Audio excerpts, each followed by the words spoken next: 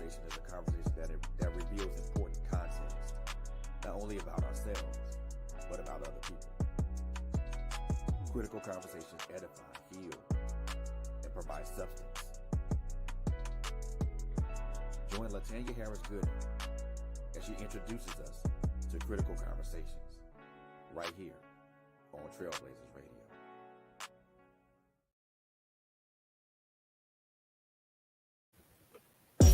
Hello, everybody. This is LHG. I am just coming to let you know that I am an independent paparazzi jewelry consultant. You didn't know that, did you? Well, now you know. So I would love to be your personal jewelry lady. Paparazzi is an amazing company. We sell nickel and lead-free jewelry. We are known for our $5 bling, but you just need to know there is an exclusive Z collection that's $25. It's the bling of all bling when you're really going out on the town and you want to show up absolutely fabulous. So we have items for women, for men, and for young fashionistas out there. We don't discriminate. If you need it, I'm sure we got it.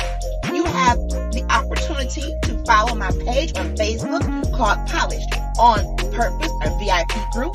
Follow my personal page, Latanya Harris Gooden. And I have my own website that is at your disposal 24/7. So many ways to shop. So let me be the one that makes sure you are accessorized the way you should be. Because I want you to be polished on purpose. My mentor always tells me, when you show up, people are checking you out. They're watching you. So why not be polished? Be poised. Be purposeful. Glam it up with pop, honey. I got what you need.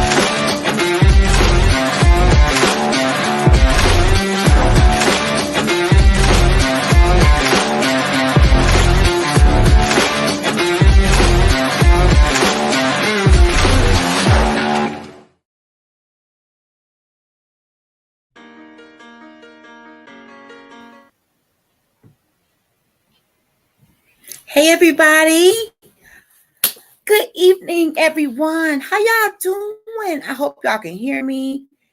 I am in a new location. I want to make sure my sound is good. Thank you for being here with me tonight. I'm excited about tonight's show. I need you to I need you to tag, go on YouTube and subscribe to Trailblazers with the Z Radio. Go on YouTube and subscribe to Critical Conversations with LHG on YouTube. I need you to go on my Facebook and like the page. All of that. I need to make sure that these platforms get the attention. And I want to make sure that you are aware of the fact that we have several different podcasts that come on and multiple different types of content from our CEO, Fred Beatty, to Prophetess Coco Fenton, Minister Quint Jones, myself, LHG. We do our absolute best to make sure that we are bringing you content that is impactful, that is informative, that has some spiritual basis to it as well. And we try to be a well-rounded team. So I need you to tag and like and share and make sure you are setting notifications. All right. The little doorbell on YouTube is how you subscribe. That way you can be notified via YouTube of when a podcast is coming on, whether it's a scheduled one or a pop-up one. All right. So, Mr. Gooden, are you popping on and say hello? What are we doing? Mr. Gooden is standing in front of me, everybody, and he wanted to make an appearance. Hello. I finally get to be on Critical Conversation. Yes, this is Mr. Gooden, everybody. Mr. Indegwa A. Gooden, aka my husband, Sugar Smack. So he wanted to say hello to my watching and listening audience. So you get to see my other half. So there he is. Hello. Enjoy the show. Thank you, sir. Thank you very much. Thank you very much. We're going to pray and we are going to dive into leaders at every level. And I'm telling you, this is loaded. It's layered. I need you all to bear with me. This is a very heavy topic, not in a bad way. Leadership is a good thing. A good leadership is a good thing. Let me quantify that. But let's pray that we're going to get started. Father, in the name of Jesus, I thank you. I'm so grateful that you have provided this platform, this opportunity, this place of fellowship to come together and talk about topics that may not be easy to talk about or always palatable, but they sure enough are necessary. And the purpose of these conversations are to inform, encourage, enlighten, and give us the fresh start, the reset that we need to go out in the earth and do what it is we're called to do. Life has been life, and Lord. However, you're still God and you are on the throne and you are in total control. So I ask that every need be met for those who are watching and for those families who are represented in the comments. God, we give you the glory and the praise. Bless our CEO, all of our podcast team. Bless every listener and supporter that takes the time to support Trailblazers Radio as a network and as a whole. Bless all of my sisters who connect with Girl Chat Weekly and those who watch Critical Conversations. My Life Has Destiny, Authors Alley. We are so appreciative, Lord, of what you've given us as a team and as a collective. And we don't take it lightly. We don't take support lightly. And I ask that you even bless our businesses individually so we can grow and exceed our goals. Thank you for being the exceedingly abundantly above all we can ask or think kind of God that goes even beyond our wildest dreams. And even in this next coming week, God, I ask you to work your miracles. Let your manifested power rest on each of us in our health, in our wealth, and in every arena of our lives, nothing lacking and nothing broken. And in terms of our leaders and leadership, help us to learn how to accept constructive criticism on this leadership journey. It is a journey and not a destination. So God, I praise you for tonight. Just come in and be in the midst. That's all I ask in Jesus' name. Amen. Woo, y'all in here. I need to see that y'all in here. Give me some comments so I'll know y'all are in here. So the topic tonight is leadership at every level.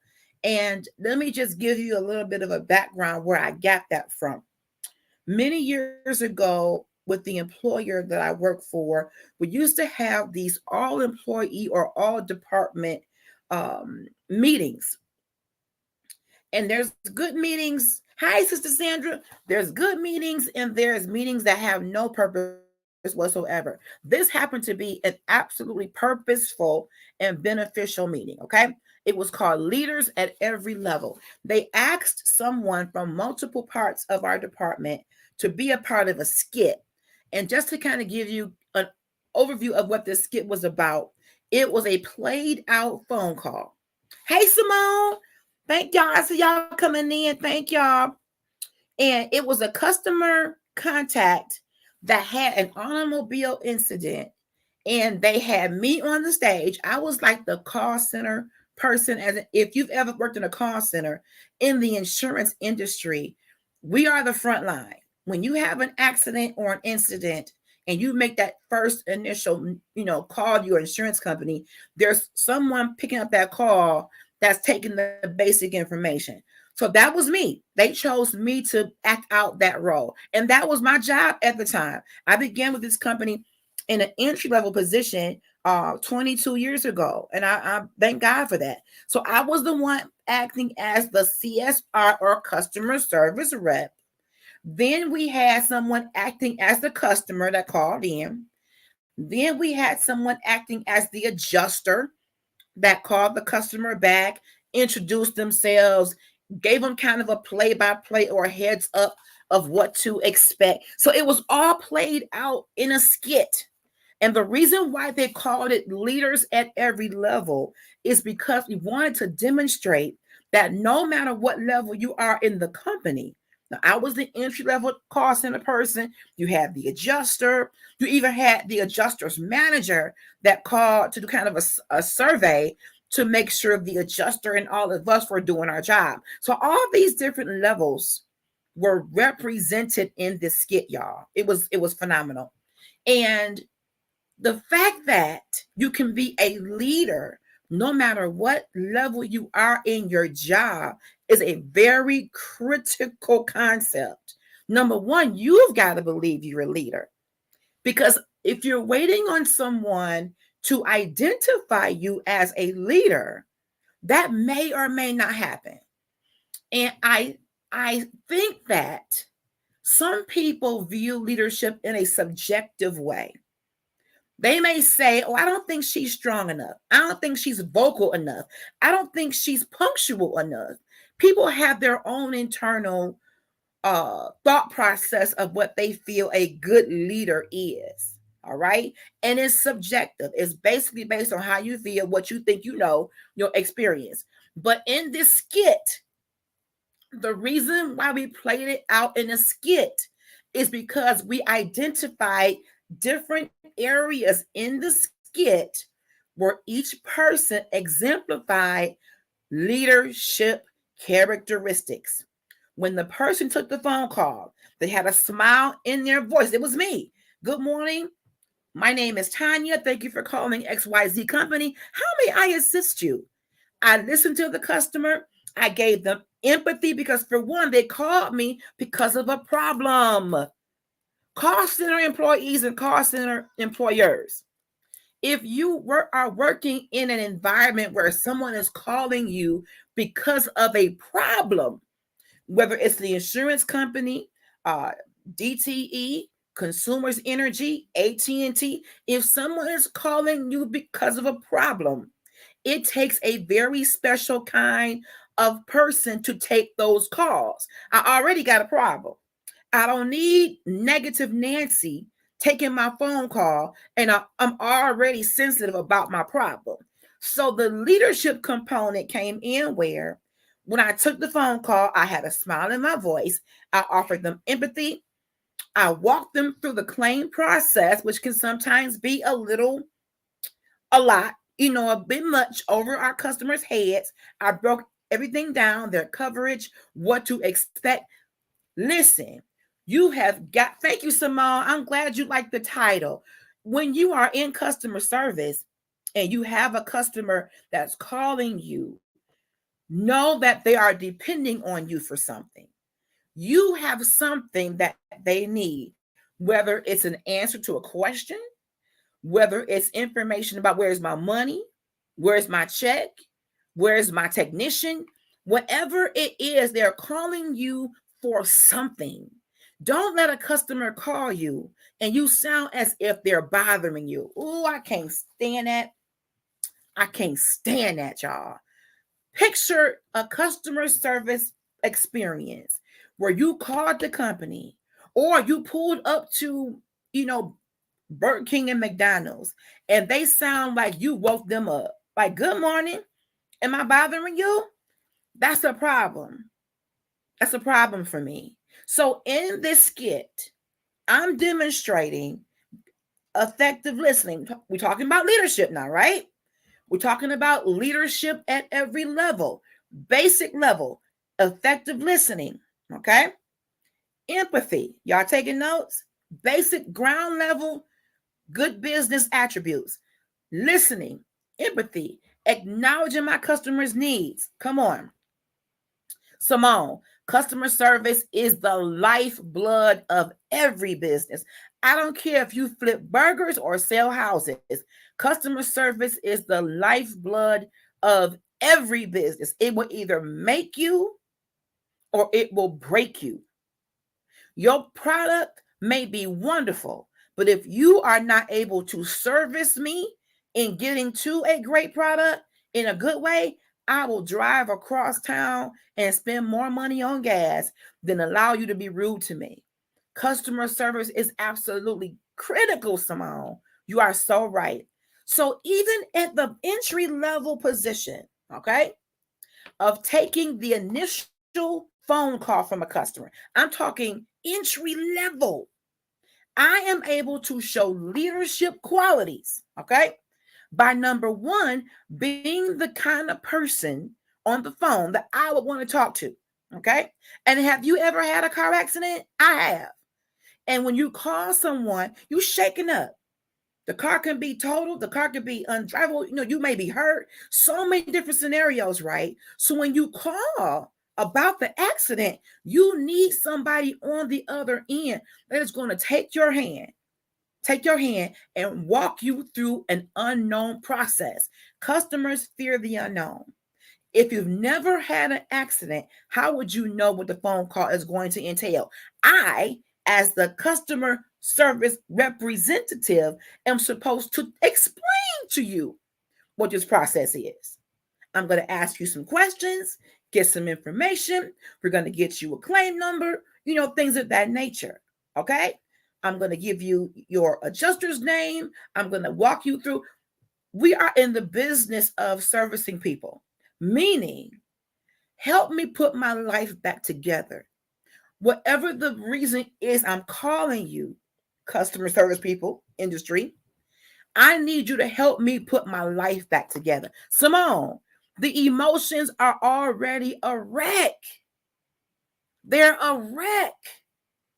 Because, we have had cases where people have died and lost loved ones in accidents, or have had houses catch fire, have lost pets, lost vehicles. So when you're in the service industry, and we're talking about leaders at every level, no matter where you land, coming in the door, entry level, management, and on up, janitor, I don't care.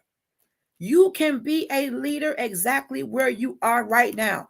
We are done with the days of leadership being reserved for those who've been with the company 40 years and up. Leadership should be available to anybody who wants to be a leader and has leadership qualities. So we shouldn't have to wait for you to be there a year or two for, as a leader, to say, hey, I recognize leadership characteristics in you. As a leader, as a manager, as a boss, you should be looking for your stars. You should be watching to see who's already a leader, even though they don't have the title. The title should make you a leader. Your leadership should put you in a place to possibly get the title, but you shouldn't have to wait until you have the title to become a leader, not a real leader. If you're only in it for the title, if you're only in it for notoriety, if you're only in it for publicity, attention, spotlight, then maybe you think that way. But a person who's a leader in their heart, an intrinsic person who is a leader down to their DNA, they don't have to have a title. If they see a need, they'll fill a need. That's a real leader. And you don't have to be at an executive level with multiple degrees to qualify for leadership. You don't have to do that. Simone says, and gone are the days where the leadership takes its power to the head. Woo! Real leaders don't know what the big head is. All they know is there's work to do.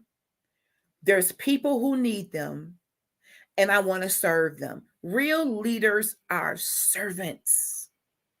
And that comes in the arena of corporate and even church and ministry. The most effective leaders are those who are willing to serve. And let me back up. Let me say this. And I'm not a professor. I haven't written any books yet, but I believe that the most effective leaders started as followers.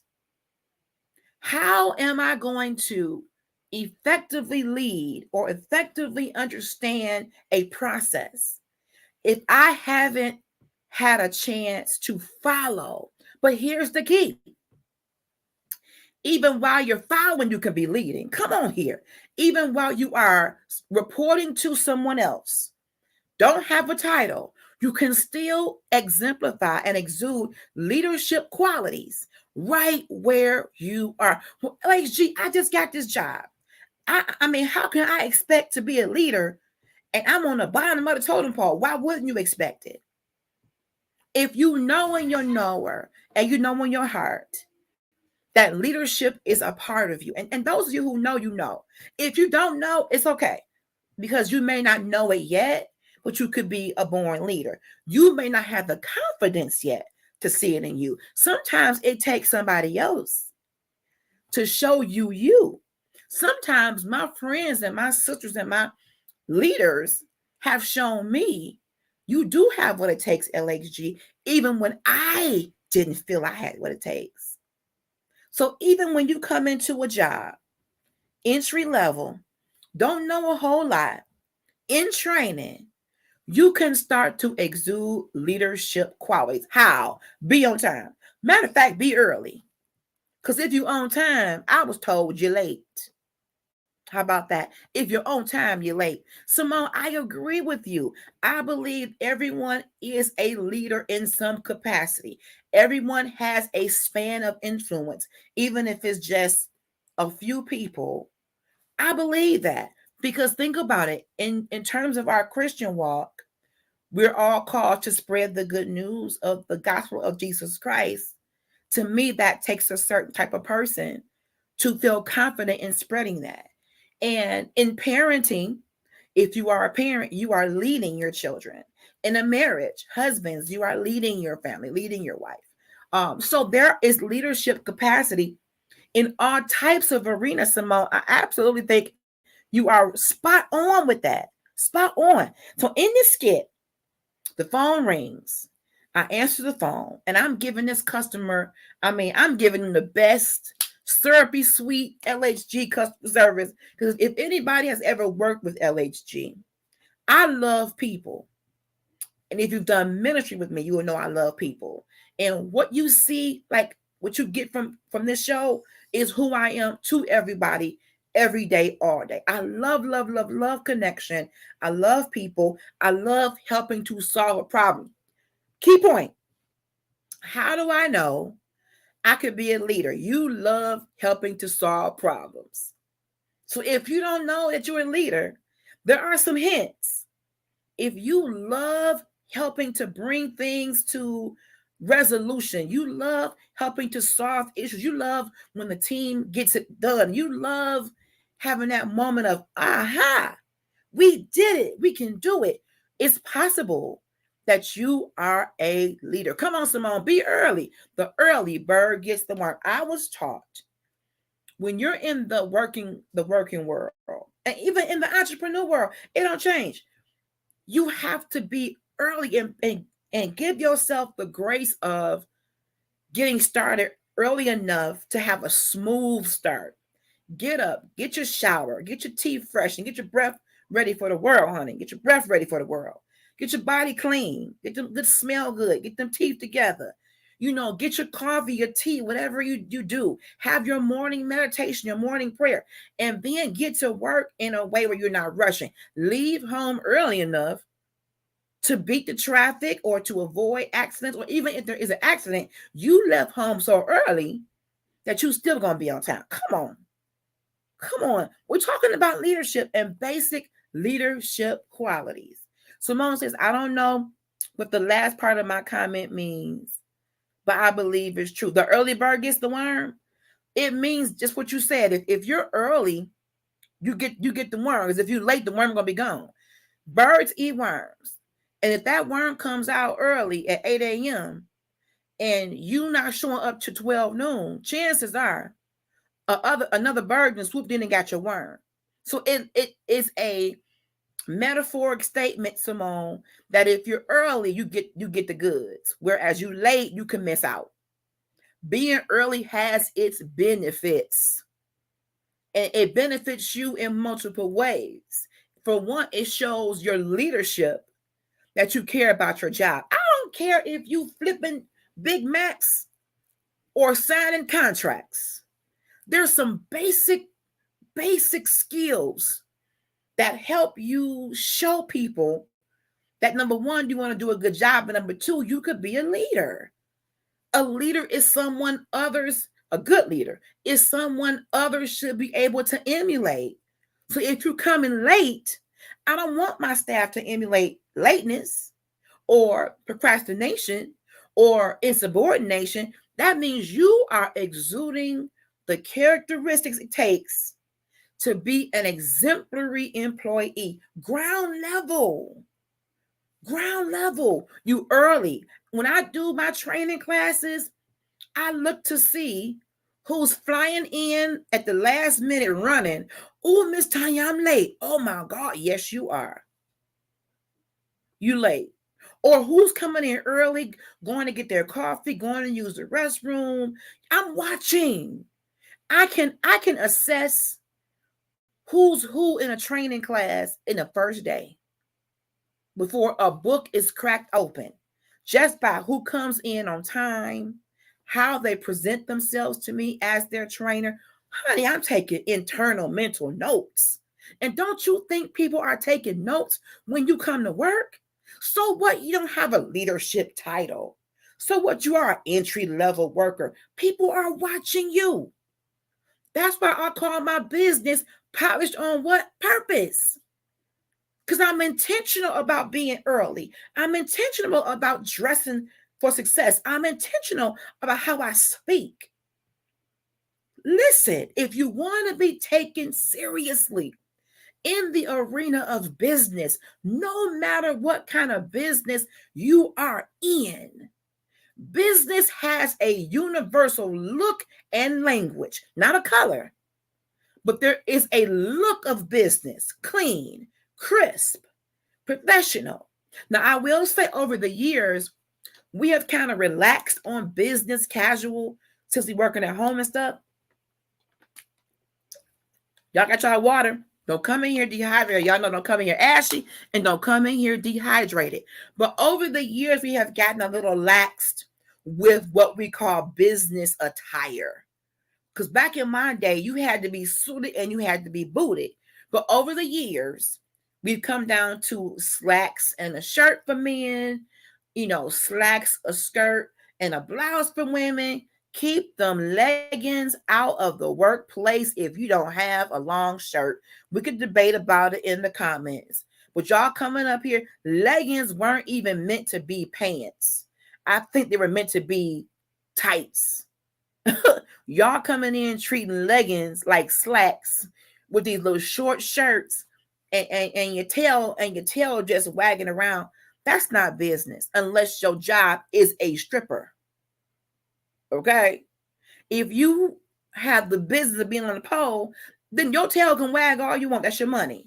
But if you are a businesswoman, businessman, and you want to be taken seriously, if you are a podcaster, a news anchor, whatever you are, a real estate agent, there is a refined look of business. There is a refined speech or communication style that shows you know what you're talking about, you're confident, and you're a subject matter expert. We call them SME, S-M-E.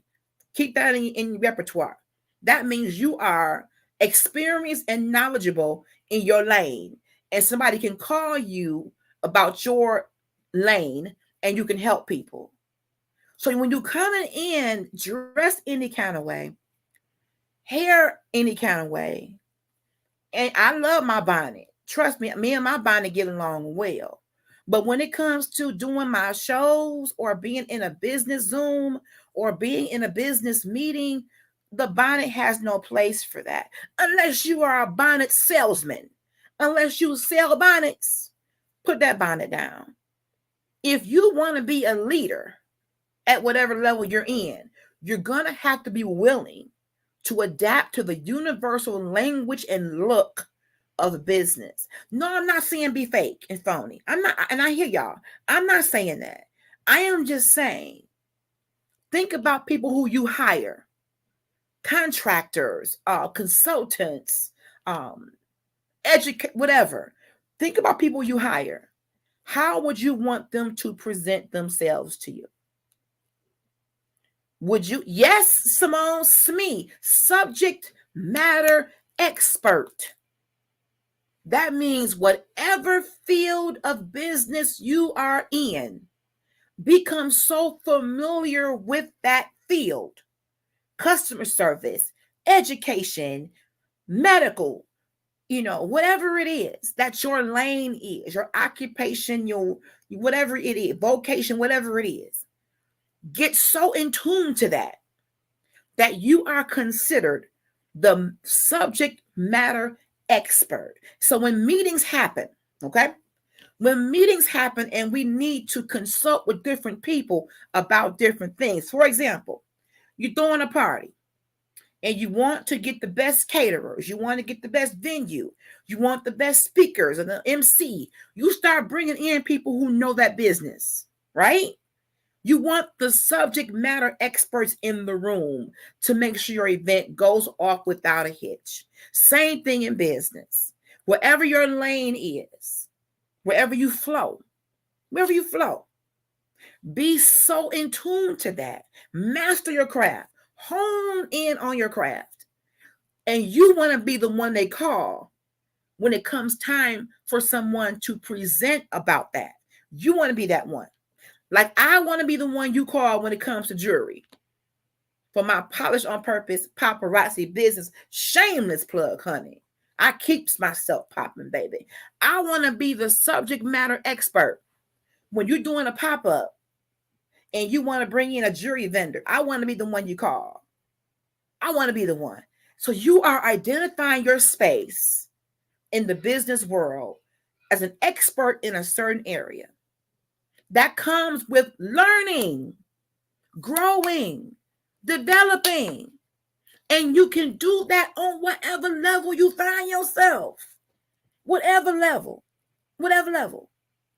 Don't wait until somebody taps you on the shoulder and says, I believe you would make a good leader. Go for this job. Take this course. No, if you believe it, because really it's about you and God.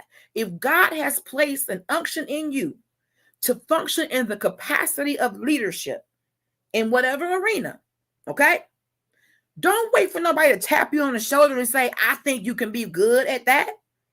Yes, Simone, always be teachable.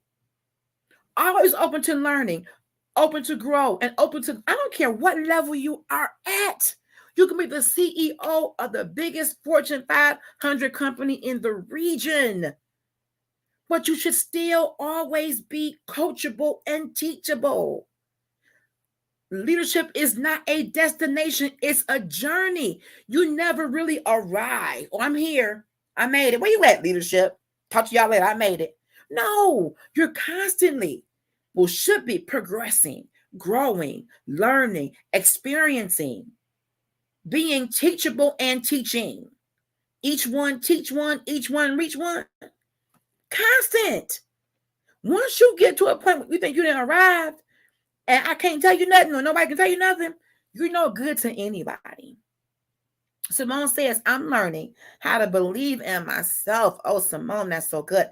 Because if I don't believe in myself, no one will. Simone, yes, and oh yes, amen, and salah. If you have not established a belief system in yourself because of what God has placed in you, and I'm telling you, I don't believe that God placed anybody on this earth without some kind of element of greatness. You may not want to be a leader, but you can still be great. Okay?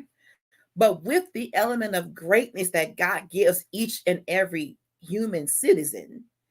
It's you that has to believe in the greatness.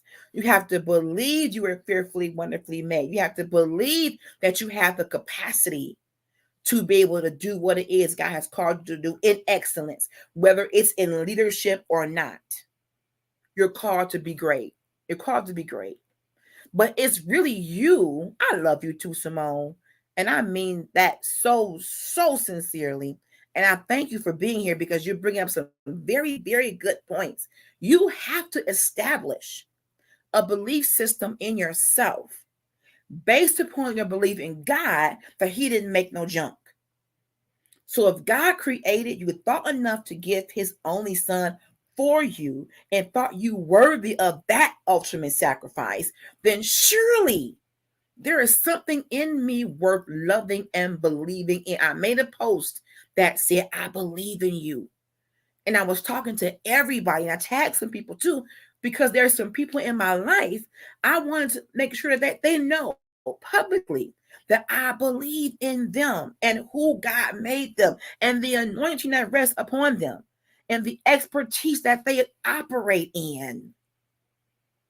Thank you, Simone. Thank you. We got to get to a point where we are no longer intimidated by each other, but we can celebrate each other as their own subject matter expert. I don't have to be jealous of your expertise, and please don't be jealous of mine. You don't know my story. You don't know what it took to get to where LHG is today, and you ain't seen nothing yet. She ain't even done. Don't believe me, just watch.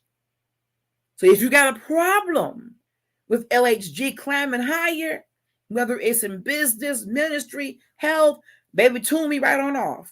Unsubscribe, because I have a plan for my existence to grow. God has a plan for me to prosper in every area, even as my soul prosper. I agree with His plan, and I want to be in alignment with His plan. So this is just the beginning for me. And I don't say that in an arrogant, braggadocious way. I just believe in God and believe God uses me as He does you. So leadership at every level is saying, whether you are the first person who the customer calls, you may make the least amount of money in the company. It's not about money. Money ties into promotion and growth in terms of the monetary aspect of elevation. But when it comes to true leadership, to be honest, I don't think a company could pay me what I'm worth. They can try though. Don't get me wrong, they can try. But the kind of work I give on the level that I give of myself to my team, I don't think the pockets is deep enough. And then they try to they cap you. Well, I only can give you this % raise because you in this area on the quadrant. No. And that's why I am a big proponent of entrepreneurism. No cap, meaning I don't want anybody capping my earning potential. If I'm giving my all, I want it all to come towards me. If I'm giving top-notch service, top-notch leadership, top-notch business practices, then I don't want my income limited. Nope. No. And I realize that companies have a budget. I'm not being unrealistic. But no matter how hard I work, the person across from me work less hard, don't even hardly show up, and can get the same raise, if not better than me, based on somebody's subjective performance review. Oh, I can't stand that. I can't. Or based on who they like or don't like. You got to know for yourself if you are a leader. You got to be prepared to create your own avenues of growth and leadership. You cannot wait for someone to ring your doorbell. Ring, ring, ring. Who is it? Somebody call for growth and development. No, you have got to seek it. So Facebook has so many free master classes. Come on, Simone. He thought I was worth saving, girl. So why would I second guess God's gift? Why would I say, well, Lord, why would you get your son for me. Evidently, he thought I was worth saving. So that means I should be worth the growth and development of the gift of life he gave me. That's how I see it. That's how I see it. You hate surveys, Simone. Why you hate surveys? I love surveys. Tell me why you hate them, Simone. Hey, Tracy Curry. Hey, sis. Thank you for being in the comments. I need you all to like, share, tag, and subscribe to Trailblazers Radio. We want to hit 100 subscribers right away. And you all can help us do that. Get the word out for me, y'all. But whether you are an entry-level person in the company, you may make the least amount of money. That doesn't mean you can't be a leader at the level that you're at. Because if leadership is in you, you don't know any other way to be but a leader. Because think about it, when you come into a new job, let me set the tone for you. I have a training background. I have 30 plus years in customer service, and 5, maybe more than 5, but officially about 5 of those were in training and development. So when a new training class comes in the room, y'all, people don't know each other. Nobody in the room knows each other. They're going to pick a seat wherever, no rhyme or reason. They're going to sit down. Over the course of the day, as people do their introductions, I make it fun, make it funny, and, just kind of icebreakish, whatever. People will start to get to know each other based on conversation, okay? That's why communication and conversation is important, all right? So as my training class is getting seated, little by little, they're starting to get to know each other. By lunchtime on day 1 of training, they have met at least one person they kind of connect with to sit at lunch with, all right? Okay. They come back from lunch and they're, lunch was good. We're ready for more learning. Let's go. In class, I can tell who the leaders are by just a few things. I mentioned being punctual. I'm going to mention also leaders take care of their learning material. They read it. Some even take it home. I'm the kind of person in class, I can follow along in class. I got my highlighter. I'm following along in pink, yellow, and blue. But for me to be able to really take in the training material, I take it home and I go over it again and make my notes. Okay, Simone says, I hate surveys because of my heart. When customer service is horrible, I don't want anyone to get fired. Oh, that's a good point, Simone. Let's dive. Let me get my water, because you spitting some good comments in here. Let me tell you why surveys are important. If a company doesn't know what they do right, then they won't know to keep doing something, right? Conversely, if the company doesn't know what they do wrong, they don't know what to change. I love surveys.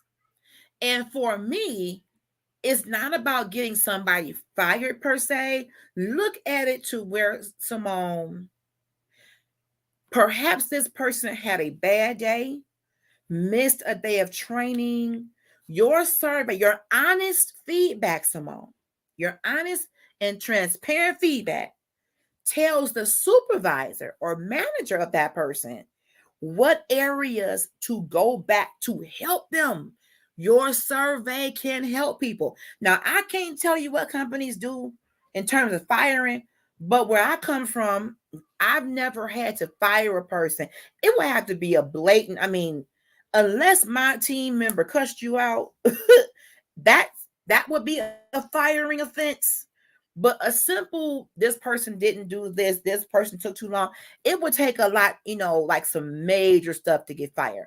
But the real purpose of a survey, I love surveys.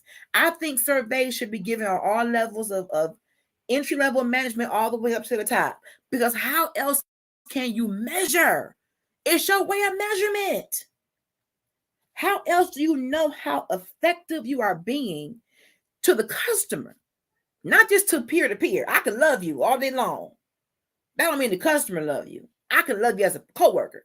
But how else can you really measure, Simone, your effectiveness of your processes, the talent of your people, unless you ask the customer? You gotta ask, and you can't be of shame or afraid to face the truth. So your survey, Simone, is a golden ticket, whether it's a good survey or a bad one. They both serve a purpose. We're talking about leadership at every level. A person who wants to be a good employee, a person who has leadership characteristics would welcome the surveys. Bring them on. Bring them out. Bring them out. Bring them out. Bring them out. I welcome it because I want to know. I can't just be out here operating in uncertainty, wondering, am I doing a good job? No. The measurement is the customer's voice and the revenue that's coming in. So I want to know if my customer felt as though I was condescending to them, it probably wasn't my intention. But if a certain word I said, I taught a class called 5 Forbidden Phrases. There are certain phrases that you are to avoid saying to a customer. You know what one of them is? No. You got to find a nice way to say no. I'm unable to do that however I can. There are certain phrases that are forbidden in the arena of customer service. They bring upon a negative vibe in the conversation. I can't do that. Don't say that to a customer. No, you in the wrong department. There are certain things, it may be true, but you got to phrase it wrong. So your survey is golden. It's a golden ticket to a manager. I want to know if my staff is, number one, doing what they were trained to do and doing it in a way, okay, not just following the directions or instructions, but doing it in such a way where my customer felt valued at the end of the day. Everybody wants to feel valued out here. If I call you and you talk to me like I'm nothing, but I'm giving you my money every month, cut, draw the curtain, roll the credits. Yes. I'm going to go back to teaching that. I think I'm going to do it as a webinar, Simone. I found some of my old training material in my home when I was moving. And I think I'm going to create some classes, some webinars, because there are at least 5 of them. There could be more than 5 now. But there's 5 basic forbidden phrases that should not be said to a customer, especially a customer who's already upset. There's stuff that you need to avoid with an upset customer as well. I mean, man, customer service is layered, Simone. It is. So going back to the surveys, the good survey, when you do all 10s, all 5s, whatever the good surveys are, that tells the company and the person, I did a good job. It tells the manager, not only did their person do a good job, I may have spotted a star. And maybe I can use their phone calls in the training environment so I can get those who are struggling to know what are all good calls looks and sounds like. And I'm so glad you brought that up because surveys mean a lot. And I need people out there, no matter whether your experience was favorable or not, please fill out surveys.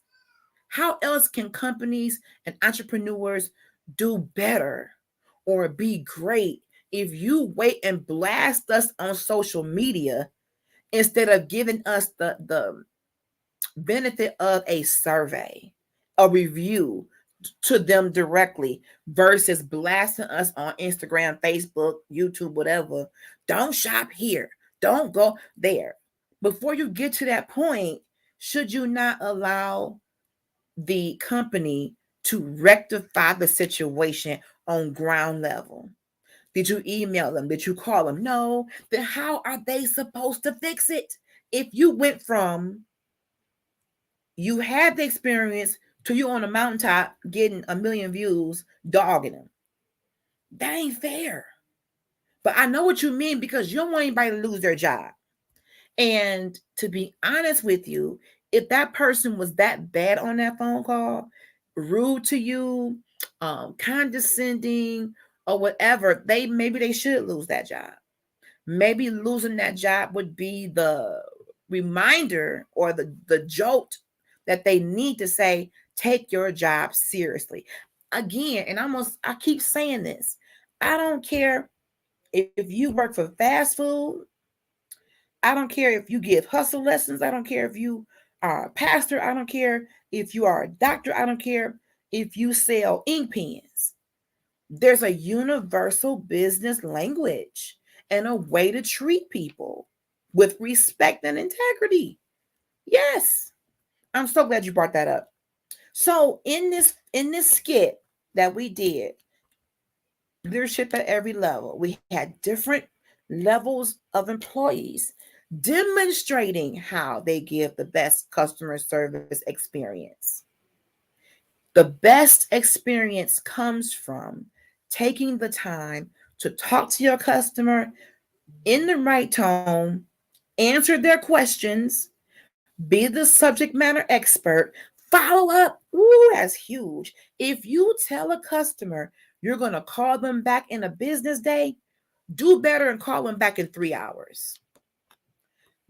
I like to overestimate the time I need to call my customer back so that I can call them in less time and wow them. It may sound crazy, but if you tell a customer you're going to call them in an hour and you don't call them in that entire day, you probably have lost them because you don't hold up your word. Leadership, you hold up your word, you keep your promises. If you said you were going to do something, you do it.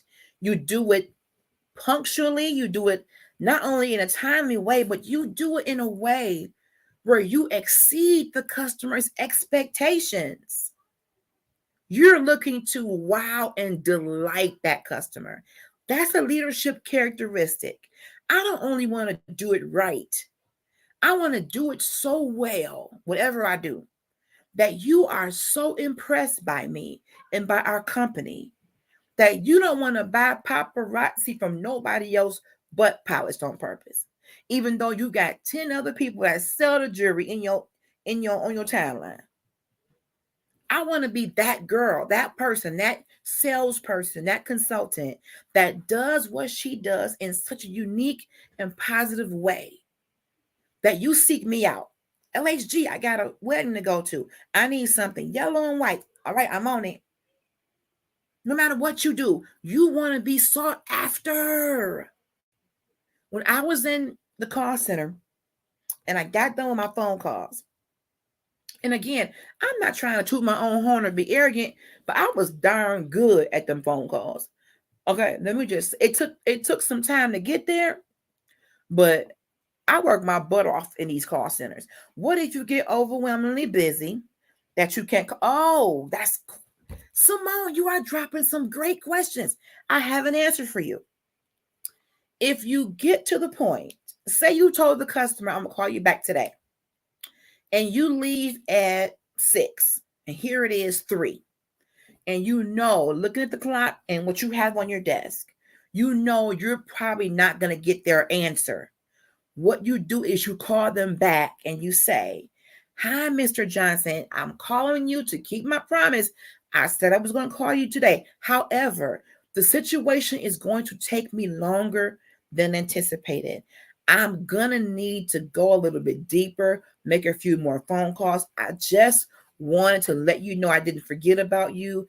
Will you allow me an extra business day or two, depending on the complexity? Because when you give an expectation, Simone, you've got to be realistic when you set it.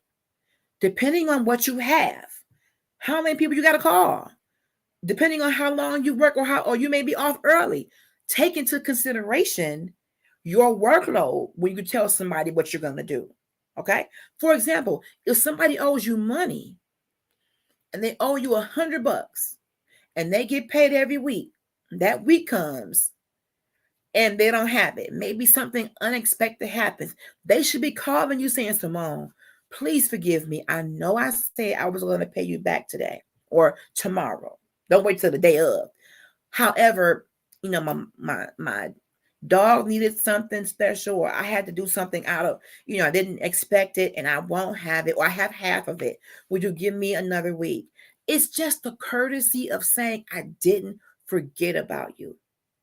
I am calling you to let you know.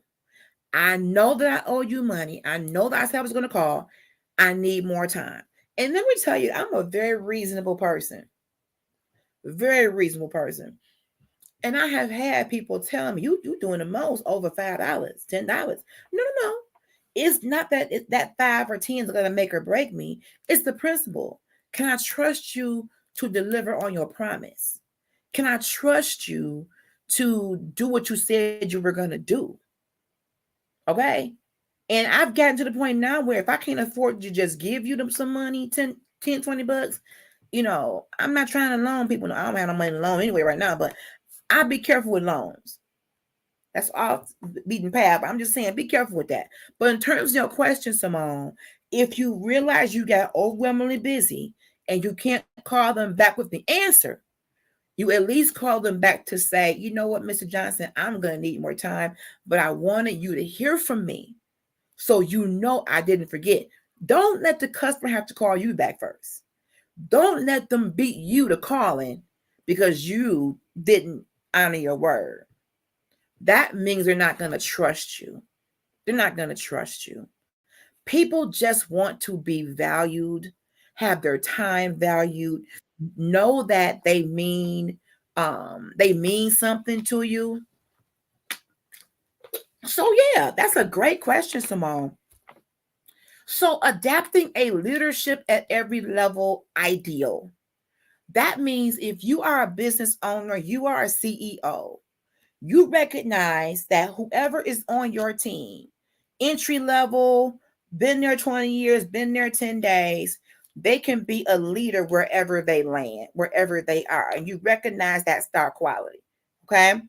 Because I don't care if you are the housekeeper, the janitor, please don't underestimate those who have a job to clean. That's a major job. Please don't degrade people that clean. Please don't. You want that hotel room to be spotless, smelling good, looking good. Somebody had to do that for you.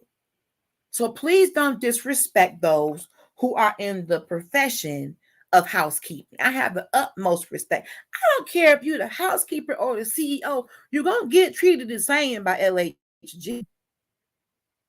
What if you call a company and they have you on hold for hours? Oh, Simone. And it can happen. From the customer standpoint, being on hold for a long period of time is unacceptable. Now, I'll tell you a secret. Every company in America is probably the busiest on Mondays. Okay? Because everybody that's closed on the weekends, opening up on Monday, you're going to get all those calls. Okay? But if you are on hold that long to where you feel it's unreasonable, that's another reason why that survey is important. You need to say something. You need to say something because your time as a customer, Simone, your time is valuable. And in a call center environment, because I come from that, I spent over 20 years in a call center, tethered to a phone, taking calls in mass quantities every day. In that environment, there's a built-in metrics where they should be staffing their team in a way where they have enough people so you don't have to hold on for hours. Now, when COVID hit, I'm going to come to that too, Simone. When COVID hit and people got sick in droves, companies got hit in terms of staffing, and they had a turnover rate that was probably out of this world because of the COVID pandemic and people just getting sick unexpectedly and in large numbers. That means where they might have had an adequate staff to handle calls to where your wait time can be minimal, they had half of that. Or go think about restaurants. Think about your favorite restaurant, y'all. You used to walking in, you get a table, 3 minutes. When COVID hit real bad, you go in and the wait is 2 hours. And you're looking at empty tables and you're wondering why am I waiting? And you got tables because they don't have any staff to man the tables. COVID messed everything up in terms of staffing. We're better now. People are going back to work. And you know what else messed us up too? The stimulus checks. We was getting so stimulated, we didn't want to go to work. Why would I want to go to work when the government is stimulating me? Huh? Let me tell you. So it was two things working against us in terms of staffing. Okay, good question. Your questions are so good, Simone. A turnover rate. Turnover rate means the percentage or the rate that people are quitting, leaving, whatever, for whatever reason. Maybe they're getting promoted.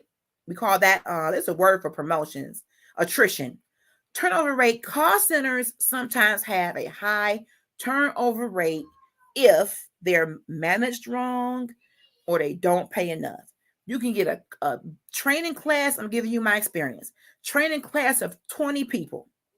Out of 20 candidates, people coming in, getting trained, whatever, maybe 10 might stay.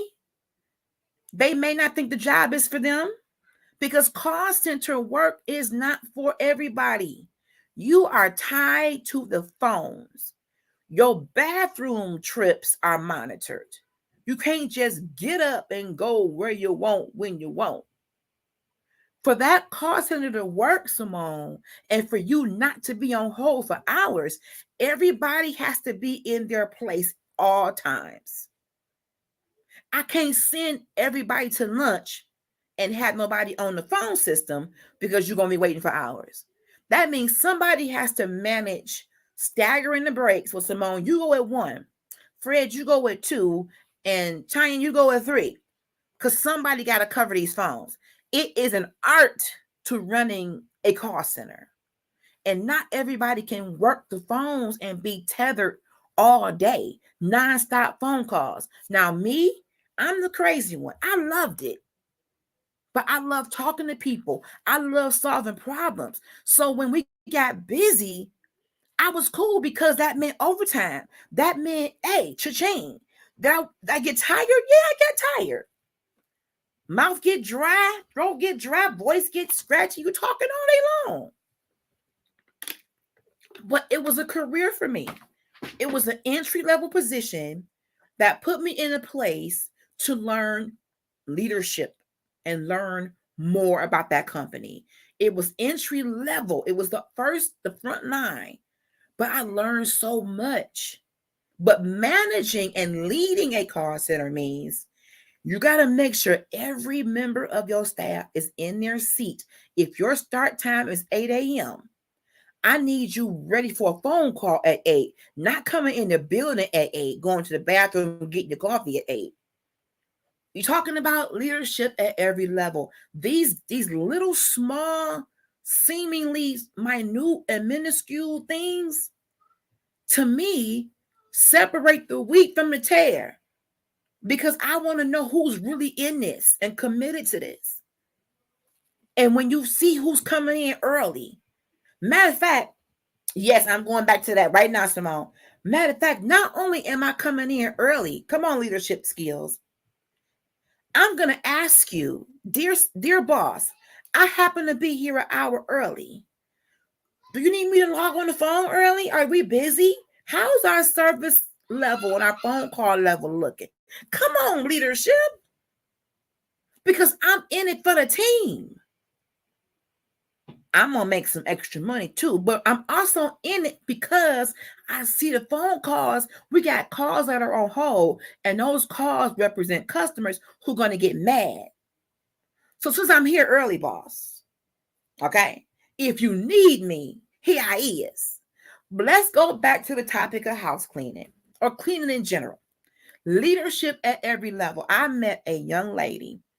She probably wouldn't call herself young, but I'm going to call her young. She was a janitor at the company that I'm employed by.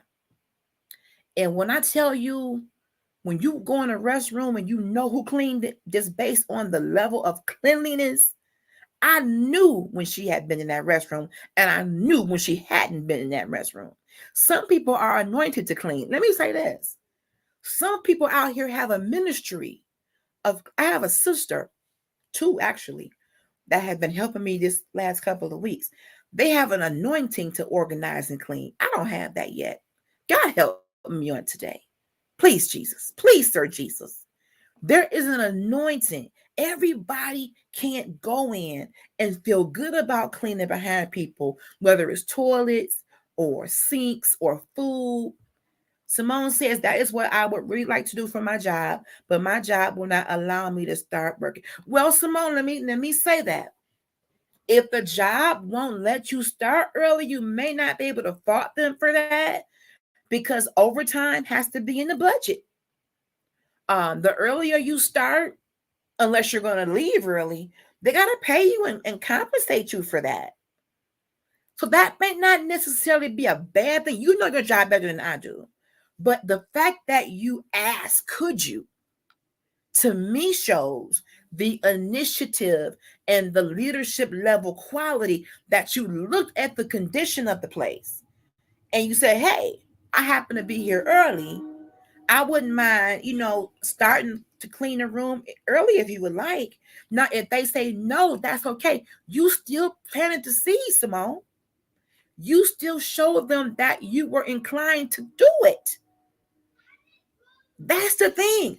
Even if they don't say, sure, go ahead, for whatever reason. Okay. Your thing was you put yourself in the position to say, I'm here if you should need me. Come on. And one way that you support your leaders is by saying, I'm here should you need me. And that's not just corporate. That can be a ministry leader.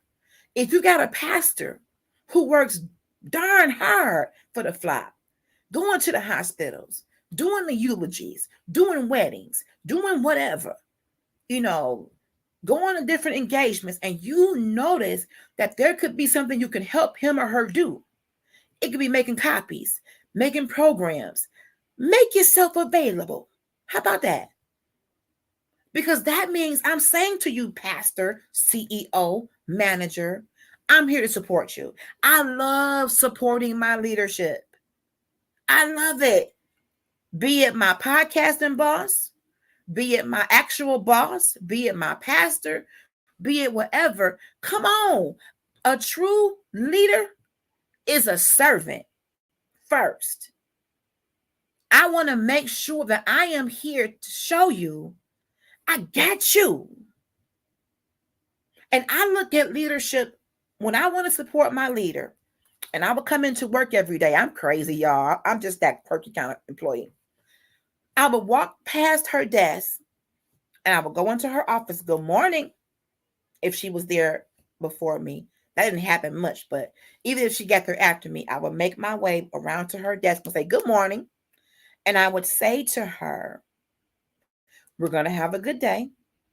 Is there anything in particular you need of me that I can support you on? Her first thing is, are you caught up on your work? And maybe I was, maybe I wasn't. But even if I was caught up, I'm saying I got some extra time. If you got something pressing, or even if I don't have a lot of time, if you got something super pressing, I'm just letting you know that if you need me for an hour or two, I'm at your disposal. Now, I'm a leader too, but I'm still supporting my leader because listen to me, happy leader, happy me. That's how I felt. If I can keep my boss feeling good and happy and as stress-free as possible, and maybe that was not the best way to internalize that, but the way I'm wired, if I can make sure he or she feels supported, it will trickle back down to me. That's how I looked at it. If I can serve and be there for my pastor, for my CEO, for whoever is in leadership, okay? And then that means they have a better day. And then I don't get some of the brunt of the stress that they may have. But going back to cleaning, Simone, this particular janitor that I met at my job, and she was in charge of the restrooms in the training area, which was what I was doing.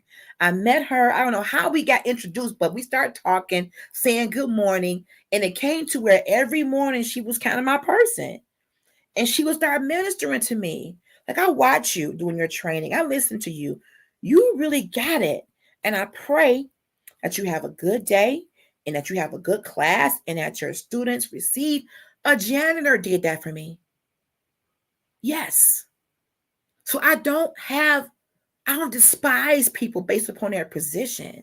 I respected the crap out of her because she didn't have to do that. Her job was to clean. Her job wasn't to minister to me, but I was her assignment. Come on in here. You have your job and you have your assignment. She was assigned to be my encourager while she cleaned those restrooms and those classrooms. Simone says they complain about how long it takes for me to get my job done every day. Okay. Good point. And let's unpack that, Simone. Every job I've ever had, whether it was leadership, whether it was call center, whatever it was, there was a what we call a productivity goal. So whether if you're cleaning, the goal might be to clean 12 rooms a day, 2 rooms an hour. If you're in a call center, the goal might be to take 10 calls an hour. But to measure your company's effectiveness or to measure your productivity, we had a goal, we had a benchmark. So if your job is saying we expect our housekeepers to clean a room in 10 minutes based upon double beds, one bath, whatever it may be. I'm not in the industry like that, but I'm just kind of visualizing this amount. If you feel that the expectation, Simone, is unrealistic, that would be evident if other people aren't cleaning a room in that time. But we all do things different at different paces. All you really can do, Simone, is your best. If Sally can clean a room in 9 minutes, but it takes me 12, it doesn't make me a worse employee. It just may mean we move differently. Now, that's a good example in a call center. In a call center, everything is about numbers. They expect you to take every phone call in 10 minutes or 5 minutes or whatever. But here it is. If one phone call takes me 10 minutes and that person was maybe 20 years old, computer savvy, on their lunch, and they talking fast. What happens when I get the call from the 80-year-old who has a hearing impairment and I got to talk slow and that call takes 30? How do you quantify that? I can't rush her. Some rooms are going to take longer to clean, Simone, if they had a party. Say it was a bachelor party in the room you cleaning. And you got pizza boxes and you got pop cans and they left clothes and they left the mess. Versus the other coworker got a room where it was just one single mother on a sabbatical writing a book and she ain't leave but one Kleenex. So in some instances, Simone, how people come up with the time it takes to do something, it may or may not be fair. All you can do is try your best. All you can do is say, dear supervisor, I really want to do a good job.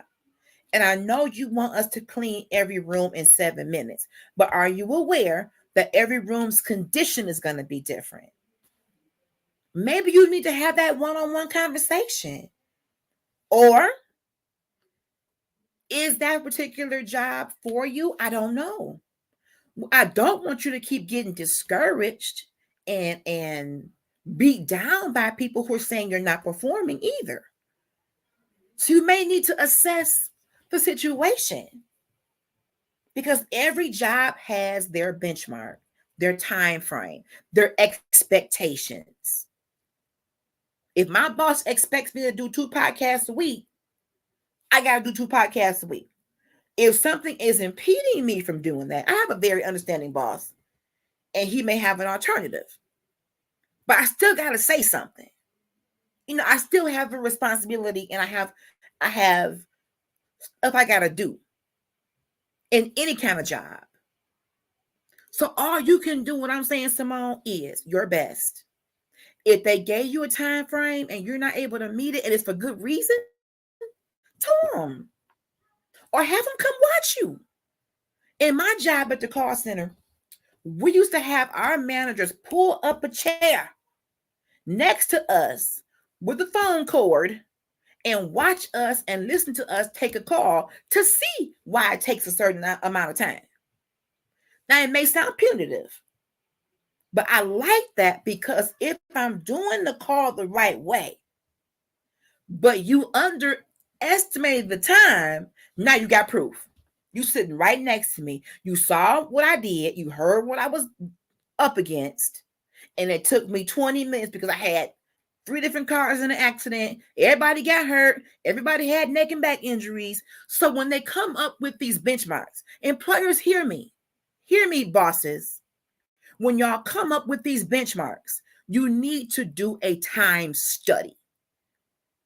You need to pull up a chair or show up at the work site and see what your employees are doing and how they are doing it. Before you think, oh, it should only take 8 minutes to clean the hotel room, I want you to try it, madam, sir. I want you to pick the worst hotel room. I mean, they had a New Year's Eve party, and I want to see how long it take you to clean that room, employer. Come on, hotel owners. So I hope I answered your question, Simone. You only can do what Simone is capable of doing. LHG can only do what LHG is able to do. That's all you can do. And if you're doing your best and you prayed up going in there, Lord, you know my heart. You know I'm coming in here working my tail off. Be with me and keep them off my back. Or if they pushing you that much, maybe it's time. Maybe this particular industry isn't for me anymore. Maybe it's time to upgrade and do something else. Because sometimes God will allow things to happen and allow people to make you uncomfortable to push you to better. I'm just saying, it's happened to me. I've had the uncomfortable discussions. And LHG, you just ain't cutting it. Everybody else is meeting to go with you. It was a lie, but she figured could scare me. LHG, you this is your downfall. Okay, whatever. I own my mistakes, but I also know I'm a dang good worker.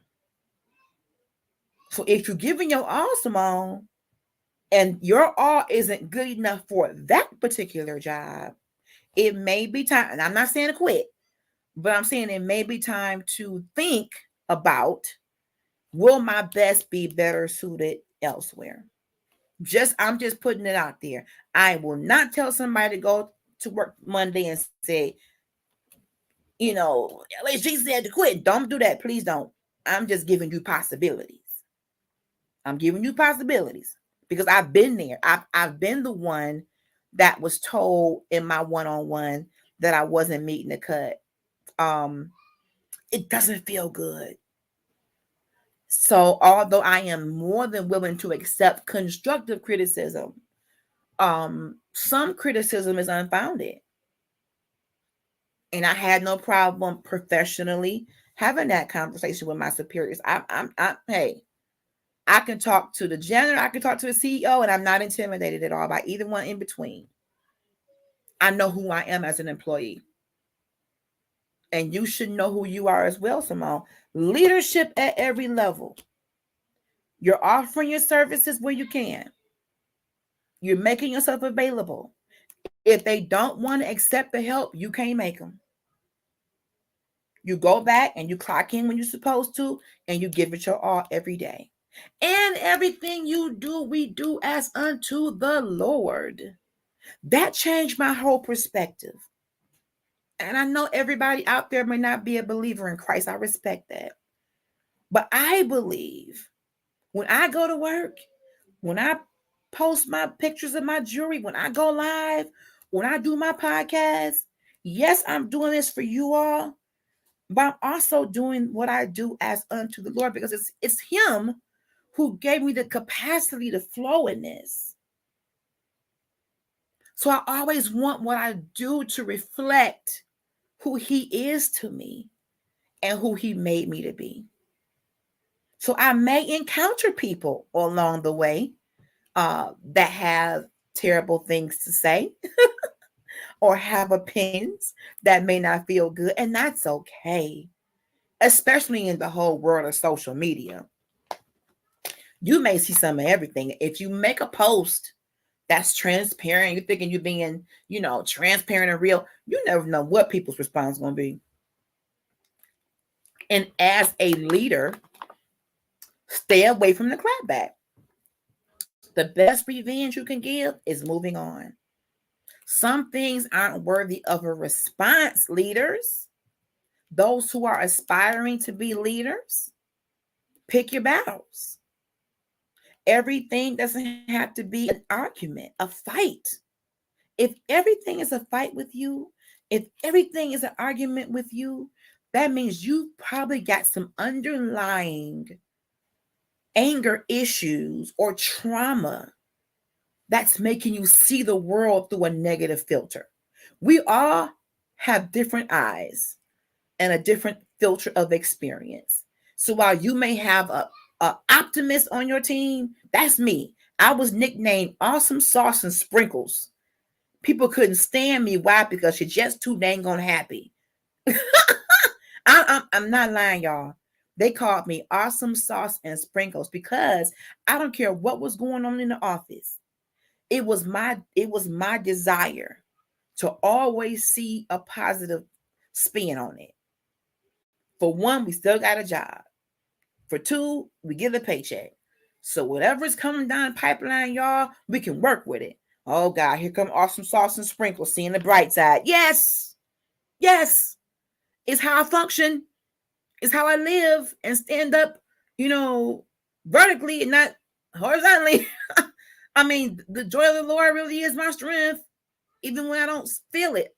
I mean, geesh, if all the ammunition you got on me is that I'm an optimist, hey, I'll take it. But there's also office pessimists. Come on, leadership. Recognize who your office pessimist is. Who's that one person who comes in and day out? Oh my God, time to make the donuts. It's gonna be a horrible day. We're gonna get fired. They're gonna streamline us out of here. Oh my God, it's Monday. Monday is always horrible. You need to address those people because they are negatively infiltrating the peace camp. Now, if you got a legit complaint, a legit grievance, there's a way to express that. Leaders on every level, because you may not have the leadership title, but somebody is watching you. Somebody is paying attention to you, even on a peer-to-peer level. I used to have these visions when I would go to work and I would be amongst my peers. You know which your coworkers are slackers.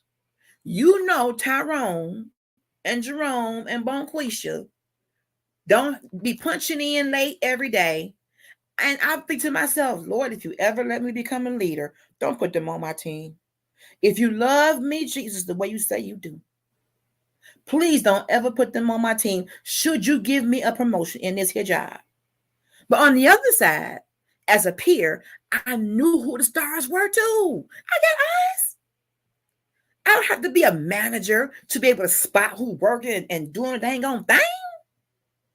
I can hear, I can see. So I knew, Lord, if you ever allow me to become a manager, please let me get this person and this person on my team.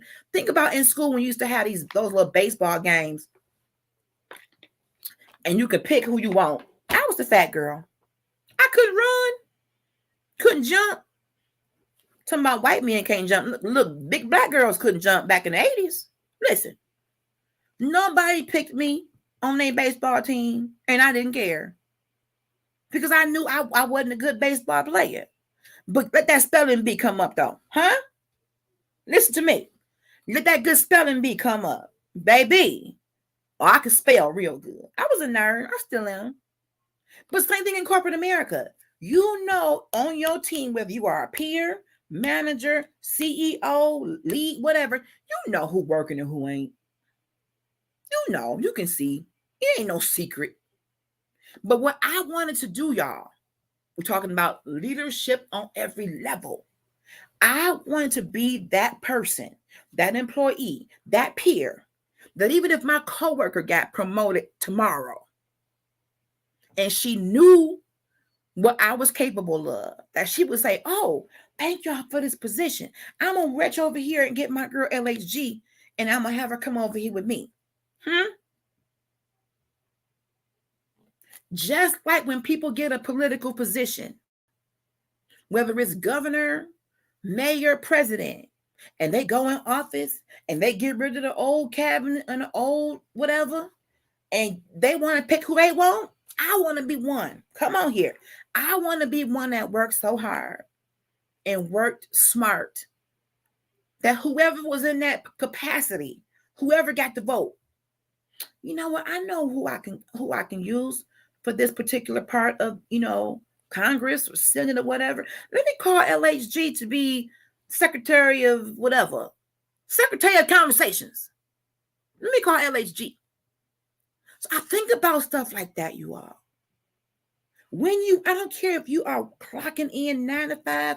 I don't care if you are on the phones. I don't care if you're on the assembly line. I don't care if you are driving a garbage truck. I don't care. If you have leadership capabilities and you feel that tug, be prepared for constructive criticism and don't go on the deep end about it. Invest in yourself, whether it's classes or, courses or whatever. If your company is offering courses in leadership, see if you can take them, even without being a leader. Now, some companies don't do that.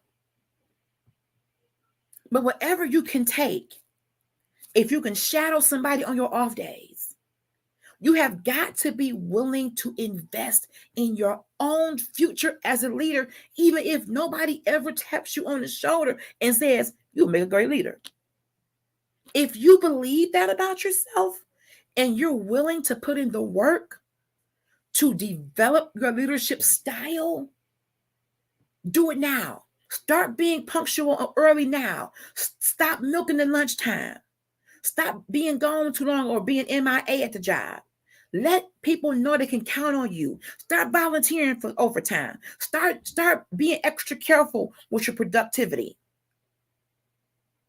That's how you know you're capable. You start it now. If you clean in rooms, you be the best housekeeper. Because I'm telling you, when I go to hotels and I interact with housekeeping, I don't mind tipping people. They got my room so fresh, it smells like Clorox clean. And that shower is clean and that room is sparkling like a diamond. I want to know who cleaned my room. Because I want to do the survey so that you know, Mr. Manager, that you got a jewel on your hands. Give positive feedback and not just negative. Don't just be the one that asks for a manager when it's something bad. If you have a positively memorable experience at Burger King or buying a house or buying a car or whatever it may be, I challenge you today. Put in a good word. You never know, that could lead to that person getting a raise or some kind of accolades, and it could make their day, it could make their career. Don't just report the bad stuff. Don't just blast the bad stuff all over social media. Blast the good stuff. If you went to Starbucks and they made you a mocha chocolate, ya, ta, la, la, ce soir, and it will set your soul on fire, call them and tell them, who is my barista? Because this mocha chocolate, la, la, cha, ce soir is delicious. Tell them. We so quick to dog people. We so quick to come out the gate with the negative. But we covet the good. Oh, it was good, but I ain't telling nobody. Why not? It was your company. You want the accolades, wouldn't you? Come on. All right, y'all. I'm going to get out of here. I got to recover. I had surgery Monday. I'm getting a little sore. This gonna have to be a part 2 because I ain't even got to my notes yet. Because Simone was dropping some wonderful questions, and thank y'all for being in the comments. I need you all to tag, share, like, subscribe to Trailblazers Radio. I want us to get to 100 subscribers this weekend. The team is led by CEO Frederick Beatty. He has several shows: Coco Fenton, Quint Jones, and myself. We are doing our best to bring impactful, informational, encouraging content to you. And we all have different days that we show up. Next Tuesday, this coming Tuesday, as a matter of fact, Girl Chat Weekly at 8 o'clock, 1 hour. It was 2 last week, but you know, yeah. But still, we flow. 1 hour of just us girls talking about women's health, relationships, parenting, business, just development, just us. It's all about us. I know you may not ever get that anywhere else, but 1 hour just for us, y'all. And we have so much fun, and we get so many good tidbits to refine us and make us better. It's fellowship too. So if you're that busy mom, that busy entrepreneur, that busy whatever, and you want that 1 hour of chill, you grab your water, put your bunny slippers on, put your bonnet on, and you watch Girl Chat Weekly and get in them comments. So meet me this Tuesday at 8, and I'll be back next Saturday. I got a special guest coming. Just stay tuned. But I'm going to get out of here. I love y'all. Thank you for being the most important part of this process. You all are amazing. I love interacting with y'all. I love our conversations. And these conversations are to make us better, to refine us, to develop us. They're not always comfortable, but they sure enough going to be necessary. I will see y'all this coming Tuesday. I want you to have a good weekend. Go to church tomorrow, okay? I love y'all. Peace.